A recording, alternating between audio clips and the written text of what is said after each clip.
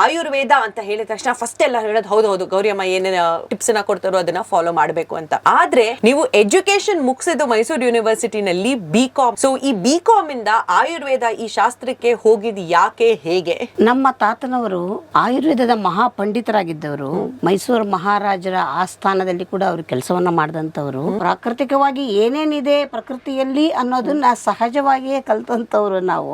ಏನೋ ಒಂದು ಅವಾಗೆಲ್ಲ ಹೆಣ್ಮಕ್ಳಿಗೆ ಅಂದ್ರೆ ಬ್ಯಾಂಕಲ್ಲಿ ಕೆಲಸ ಸಿಕ್ಕತ್ತೆ, ಬಿಕಾಮ್ ತಗೊಳ್ಳಿ.